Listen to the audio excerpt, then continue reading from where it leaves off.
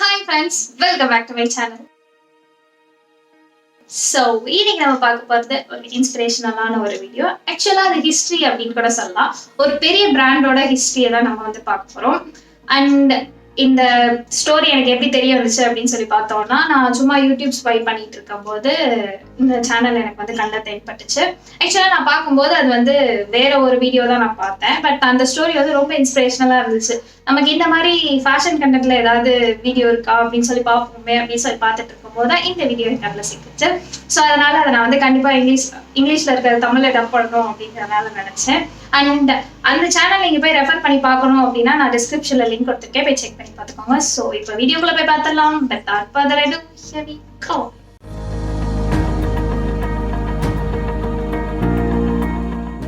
So நம்ம இன்னைக்கு எந்த பிராண்டோட பார்க்க போறோம் அப்படின்னு சொல்லி பார்த்தோம்னா கூச்சியோட பார்க்க போறோம்.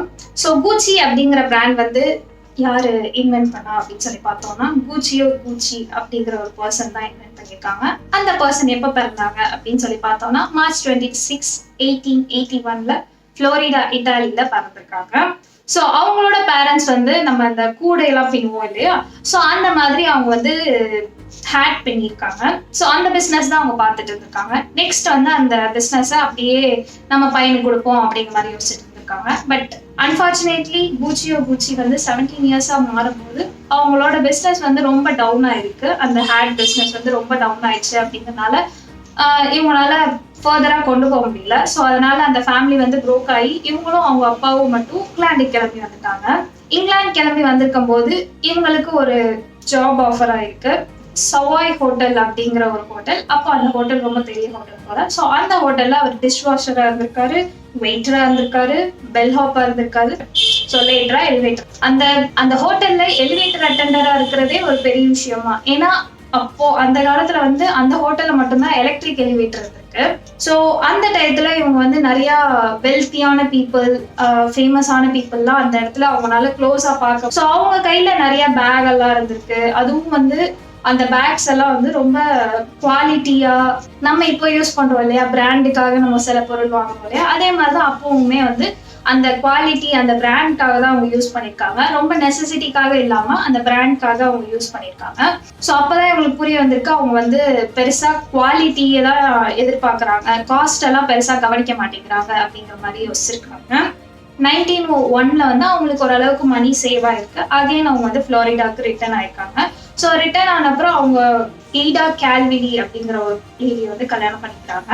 அண்ட் அதே டயத்துல அவங்க வந்து அங்க ஒரு ஆன்டிக் ஷாப்லயும் ஒர்க் பண்ணிட்டு இருக்காங்க. ஸோ அப்பதான் வந்து World War I வந்து வருது. ஸோ அந்த டயத்துல அவங்களுக்கு வந்து வேற வழியே இல்லாம அவங்க ஃபேமிலி பிள்ளைக்குட்டி எல்லாம் விட்டுட்டு அவங்க கண்டிப்பா வாருக்கு போய் தானே ஆகணும். அதனால அவங்களும் வாருக்கு கிளம்பி போயிட்டாங்க. ரிட்டர்ன் ஆகி வரும்போது ஒரு வழியா அவங்க தப்பிச்சு வீட்டுக்கு ரிட்டர்ன் ஆகி வந்தாச்சு. வந்துட்டு பார்த்தா கண்டிப்பா சிட்டி எல்லாம் ரொம்ப டெஸ்ட்ராயா இருந்திருக்கும் இல்லையா அந்த டைப்ல. வாருக்கு முன்னாடி இருக்கிற மாதிரியே வாருக்கு அப்புறமும் இருக்காது இல்லையா.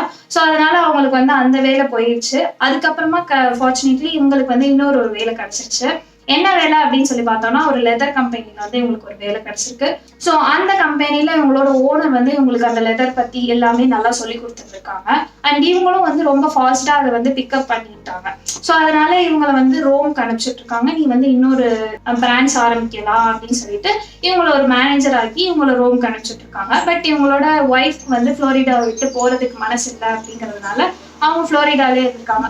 ஸோ இவங்களுக்கு வேற வழி இல்லாம அப்பப்போ வந்து பார்த்துட்டு போயிருக்காங்க.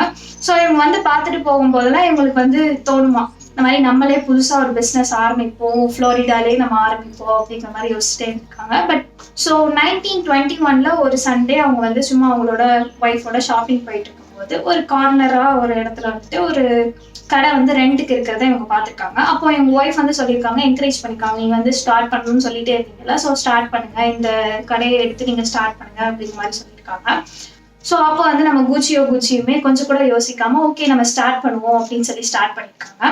அப்போ வந்து இவங்கள்ட்ட இருக்க கொஞ்சம் சேவிங்ஸை மட்டும் சேர்த்து வச்சு அதுக்கப்புறம் லோன்லாம் எடுத்து அவங்க வந்து அந்த கம்பெனியை ஸ்டார்ட் பண்ணியிருக்காங்க. ஸோ இவங்க கடையை ஆரம்பிக்கும் போது அந்த கடைக்கு வந்து இவங்க என்ன சொல்லி பேர் வச்சிருக்காங்க அப்படின்னு சொல்லி பார்த்தோம்னா குச்சியோ குச்சி அப்படின்னு சொல்லி பேர் வச்சிருக்காங்க. நான் கரெக்டா தான் ப்ரொனவுன்ஸ் பண்றேன்னு நினைக்கிறேன், எனக்கு தெரியல. ஸோ அது வந்து லேட்டரா வந்து குட்டி ஆயிடுச்சு. ஏன்னா கண்டிப்பா இவ்வளவு தெரிஞ்சு பேர்லாம் வாய்க்குள்ள நுழையாது இல்லையா. ஸோ அதனால அது வந்து குச்சி அப்படின்னு சொல்லி சின்னதா பேர் வச்சுட்டாங்க. அண்ட் இவங்க என்ன அந்த கடையில சோல்வ் பண்ணாங்க அப்படின்னு சொல்லி பார்த்தோம்னா ஹேண்ட்பேக்ஸும் லக்கேஜஸும் தான் சோல்வ் பண்ணிட்டு இருந்திருக்காங்க. ஸோ ஸ்டார்டிங்ல வந்து இவங்க வெளியே இருந்து பொருள்லாம் வாங்கி சோல்வ் பண்ணிட்டு இருந்திருக்காங்க. பட் அது அவங்களுக்கு வந்து செட் ஆகலை அப்படிங்கிறதுனால அவங்களே வந்து ப்ரிப்பேர் பண்ணி அதுக்கப்புறம் சேல் பண்ண ஆரம்பிச்சிருக்காங்க. ஸோ இவங்களோட ப்ராடக்ட்ஸ் எல்லாம் நல்லா சேல் ஆகிட்டு இருந்திருக்கு. நல்லா ராயல்ஸ்லாம் வந்து வாங்கியிருக்காங்க அண்ட் டூரிஸ்ட்லாம் நல்லா அட்ராக்டாக இருந்திருக்கு. பட் இருந்தாலும் இவங்களுக்கு வந்து கொஞ்சம் கஷ்டம் இருந்துகிட்டே இருந்திருக்கு. ஸோ அவங்களோட ஸ்டாஃப் பெருசாக வெளியே காமிச்சிக்கல. பட் இருந்தாலும் கொஞ்ச நாள் போக போக அவங்களோட ஸ்டாஃப்ஸும் அவங்களோட ஃபேமிலியும் அவங்க நோட்டீஸ் பண்ணி. ஸோ என்ன ஆச்சு அப்படின்னு சொல்லி பார்த்தோம்னா நார்மலாக எல்லாரும் போல தான் ஸ்டார்டிங் இயர்ஸில் நம்மளால டக்குனு ப்ராஃபிட் எடுக்க முடியாது இல்லையா, ஒரு நம்ம கம்பெனி ஆரம்பிச்சிருக்கோம் அப்படிங்கிற போது. ஸோ இவங்களாலேயும் அந்த ப்ராஃபிட்டை எடுக்க முடியும். கடைக்கு வாங்க வரவங்கலாம் வந்துட்டு கிரெடிட் வச்சு பே பண்ணி கிரெடிட் வச்சு வாங்கியிருக்காங்க. சிலர் வந்து அந்த பொருளுக்கு எவ்வளோ ஒர்த் இருக்குமோ அதை விட கம்மியாக காசு கொடுத்துட்டு போயிருக்காங்க. ஸோ அதனால இவங்களுக்கு ப்ராஃபிட் சுத்தமாக ஏர்ன் பண்ணவே முடியல. இவங்களேதான் இவங்க கை காசை போட்டு, அதாவது முதலே இருக்கும் இல்லையா, ஸோ முதல் கூட எடுக்க முடியல அப்படிங்கறதுனால இவங்களே அவங்க கை காசு போட்டு தான் பண்ணிட்டு இருக்காங்க. ஸோ அந்த நேரத்தில் இவங்க ரொம்ப ஸ்ட்ரெஸ்ட் ஆகி சொல்லியிருக்காங்க, இதுக்கு மேல என்னால ஒரு நாள் கூட நடத்த முடியாது, ஏதாவது ஒரு மிராக்கிள் நடந்துச்சுன்னா மட்டும்தான் என்னால நெக்ஸ்ட் வந்து ஃபர்தரா கொண்டு போக முடியும் அப்படிங்கிற மாதிரி சொல்லியிருக்காங்க. ஸோ அந்த டயத்துல அவங்களோட சன்னின்லா வந்து இவங்களோட பெயின் பார்க்கறதுக்கு அவங்களுக்கு கஷ்டமா இருந்திருக்கு அப்படிங்கறதுனால அவங்களுக்கு வந்து ஆஃபர் பண்ணிருக்காங்க. அவங்களோட சேவிங்ஸ், அவங்க மேரேஜ்க்காக சேர்த்து வச்சிருந்த சேவிங்ஸை அவங்க ஃபாதர் இன்லாக்காக கொடுத்துருக்காங்க. ஸோ இதையும் அவங்க வந்து ஓகே ஹம்பிளா வாங்கிக்கிட்டாங்க, வேற வழி இல்லை இல்லையா, ஸோ பண்ண முடியாது அப்படிங்கறனால அக்செப்ட் பண்ணிக்கிட்டாங்க. ஸோ கொஞ்ச நாள் போன அப்புறம் அவங்களால அந்த லோனையும் ஃபுல்லா பே பண்ணிட்டாங்க அவங்களோட சன் இன்லாக்கு. அண்ட் இன்னும் நிறைய ஸ்டாஃப்ஸையும் ஹையர் பண்ணிக்கிட்டாங்க. அவங்க நல்லாவே பிஸ்னஸ் டெவலப் ஆக ஆரம்பிச்சிச்சு. ஸோ இவங்களோட ப்ராடக்ட்ஸ் எல்லாமே இவங்களே தான் ஸ்டார்டிங்லேருந்து ஃபினிஷிங் வரைக்கும் செஞ்சுருக்காங்க. அந்த ஸ்டார்டிங்லேருந்து ஃபினிஷிங் வரைக்கும் செய்கிறதுக்கே இவங்களுக்கு வந்து 100 ஸ்டேஜஸ் வந்து கிடக்கிற மாதிரி இருக்கும். ஏன்னா ஒரு பேகை நம்ம வந்து அசம்பிள் பண்ணுறோம் அப்படின்னா நிறைய ஸ்டேஜஸ் கடந்தாலும் நம்மளால பண்ண முடியும். ஸோ இந்த எல்லா ஸ்டேஜஸுமே இவங்களே வந்து ஸ்டார்ட் டு ஃபினிஷ் வரைக்கும் பண்ணலாம் அப்படிங்கிற மாதிரி பண்ணிட்டு இருக்கு. ஸோ அந்த டைத்துல இட்டாலியோட லீடர்ஷிப் மாறுச்சு அப்படிங்கறனால அகைன் அவங்களுக்கு ஒரு ஸ்ட்ரகிள் ஃபேஸ் ஆயிருக்கு. ஸோ அப்போ வந்துட்டு அவங்களால ஸோ லீடர்ஷிப் மாறினால அவங்களால லெதர் வந்து அவ்வளோ ஈஸியாக அஃபோர்ட் பண்ண முடியல. அந்த காசுலாம் வந்து ரொம்ப இந்த டேக்ஸ்லாம் நிறைய போடுவாங்க இல்லையா, லீடர்ஷிப்லாம் மாறுச்சு அப்படிங்கும்போது. ஸோ அதனால அவங்களால அஃபோர்ட் பண்ண முடியல. அந்த லெதர்ஸ்லாம் அவங்களுக்கு எவ்வளோ வேணும் அப்படிங்கிறதெல்லாம் அஃபோர்ட் பண்ண முடியல. ஸோ மறுபடியும் வந்து கடையை வந்து க்ளோஸ் பண்ற நிலைமைக்கு போக விடாம பார்த்துக்கணும் அப்படிங்கிற பயத்தினால இவங்க வந்து புதுசா நம்ம வந்து ஏதாவது சேல் பண்ணுவோம் அப்படிங்கிற மாதிரி பார்த்து இவங்க வந்து ஹேண்ட்பேக்ஸ்லாம் சேல் பண்ணியிருக்காங்க. ஸோ ஹேண்ட்பேக்ஸ் இத்தனை நாள் வந்து லெதர் மட்டும் வச்சு சேல் பண்ணியிருக்காங்க. இப்போ வந்து கேன்வாஸ் வச்சு சேல் பண்ணியிருக்காங்க. கேன்வாஸும் லெதரும் யூஸ் பண்ணி தான் சேல் பண்ணியிருக்காங்க. ஸோ லெதர் வந்து ரொம்ப தேவையான இடத்துல நிறைய யூஸ் பண்ற இடத்துல மட்டும் லெதர் வச்சிருக்காங்க. லைக் அந்த ஹேண்டில்ல, கார்னர்ல அந்த மாதிரி இடத்துல மட்டும் இவங்க லெதர் வச்சு யூஸ் பண்ணியிருக்காங்க. அண்ட் லேட்டரா இவங்க வந்து இன்னும் அசசரிஸ்க்கும் போயிருக்காங்க. பெல்ட், வாலெட், ஷூஸ் அதெல்லாம் வந்து செஞ்சிருக்காங்க. ஸோ இவங்க தான் ஃபர்ஸ்ட் வந்து கிளிட்டர் ஸ்னாஃபல் வச்சு லோஃபர் செஞ்சிருக்காங்க. ஸோ அவங்களோட பையன் ஒருத்தவங்க ஆல்டோ அப்படிங்கிறவங்க வந்துட்டு இன்னும் பெருசா இந்த கம்பெனியை பில்ட் பண்ணணும் அப்படிங்கிற மாதிரி நினைச்சிருக்காங்க. ஸோ அதனால அவங்களுக்கு வந்து யூரோப்ல வந்து நிறைய பேர் வந்து இவங்களோட ப்ராடக்ட்ஸை வாங்குறதுக்கு ரெடியா இருக்காங்க அப்படிங்கிற மாதிரி இவங்களுக்கு தோணிருக்கு. ஸோ அதை வந்து அவங்க அப்பா கிட்ட வந்து சொல்லும் போது அவங்க அப்பா வந்து ரிஜெக்ட் பண்ணி விட்டாங்க. இதுக்கே நம்மளுக்கு காசு இல்லை, இன்னொல்லாம் வந்து கேட்காத போ, அதெல்லாம் வந்து ப்ராஃபிட் வராது அப்படிங்கிற மாதிரி ரிஜெக்ட் பண்ணி விட்டாங்க. பட் இருந்தாலும் அவங்க பையனுக்கு வந்து அது வந்து பெரிய ஆப்பர்ச்சுனிட்டி, அதை நம்ம விட்டு கொடுக்க கூடாது, நம்ம கண்டிப்பா அதை செய்யலாம் அப்படிங்கிற மாதிரி யோசிச்சிருக்காங்க. ஸோ அதனால சீக்கிரட்டா அவங்க அப்பாவுக்கு தெரியாம லோன் வாங்கி அதை வந்து ப்ராசஸ் பண்ண ஆரம்பிச்சிருக்காங்க அவங்களோட பிளானை. ஸோ இவங்க கொஞ்சம் டெவலப் ஆன அப்புறம் குச்சியோ வந்து ரோம்லேயும் மறுபடியும் செகண்ட் பிரான்ச் வந்து ஓப்பன் பண்ணியிருக்காங்க.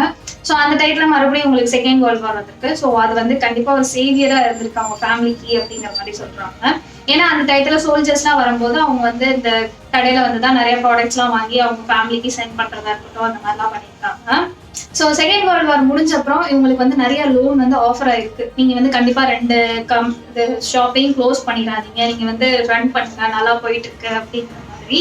ஸோ அந்த டைத்துல அவங்க இன்னும் இன்னோவேட்டிவா வேற ஏதாவது செய்வோம் அப்படிங்கிற மாதிரி நிறைய வந்து செய்யலாம் அப்படின்னு யோசிச்சிருக்காங்க. அவங்க கிட்ட இருக்கிற ப்ராடக்ட்ஸ் வச்சு நம்ம இன்னும் நிறைய என்னெல்லாம் செய்யலாம் அப்படிங்கிற மாதிரி யோசிச்சிருக்காங்க. ஸோ ஒன் ஆஃப் தம் என்ன அப்படின்னு சொல்லி பார்த்தோம்னா பேம்பூ ஹேண்டிலுக்கு வச்சிருக்க ஒரு ஹேண்ட்பேக் செஞ்சிருக்காங்க.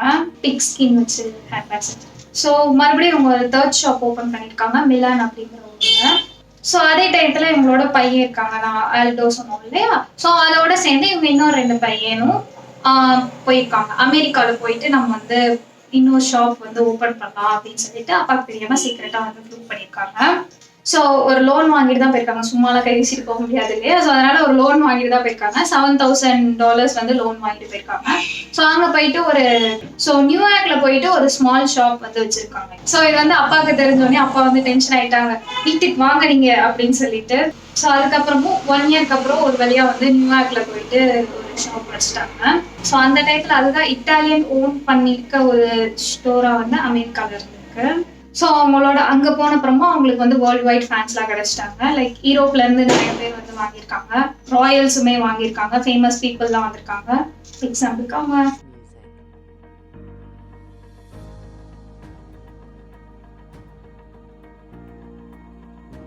ஸோ அவங்க கடை ஓப்பன் பண்ணியாச்சு. நெக்ஸ்ட் ஒரு 2 வீக்ஸ்ல வந்து குச்சியோ குச்சிக்கு வந்து ஹார்ட் அட்டாக் வந்து இறந்து போயிருக்காங்க.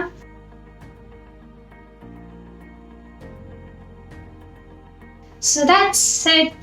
இந்த வீடியோ உங்களுக்கு பிடிச்சிருக்கும்னு நினைக்கிறேன். இதுதான் என்னோட அஃபிஷியல் இன்ஸ்டாகிராம் ஐடி, டிசைனிங்ஸ் எல்லாத்தையும் போட்டிருக்கேன். அண்ட் சேல்ஸ் ஸ்டார்ட் போய் செக் பண்ணி பார்த்துக்கோங்க. ஸோ இந்த வீடியோ உங்களுக்கு பிடிச்சிருந்தா லைக் பண்ணுங்க, ஷேர் பண்ணுங்க, சப்ஸ்கிரைப் பண்ணுங்க, பக்கத்தில் இருக்க பெல் ஐக்கானும் மறந்துடாதீங்க. அப்போ நான் போகிற வீடியோஸ் உங்க நோட்டிஃபிகேஷன்ஸ். உங்களுக்கு ஏதாவது ஒப்பீனியன் தான் கண்டிப்பாக கமெண்ட் செக்ஷன் லீவ் பண்ணுங்க. நெக்ஸ்ட் வீடியோவில் பார்க்கலாம். Stay tuned friends. பாய்.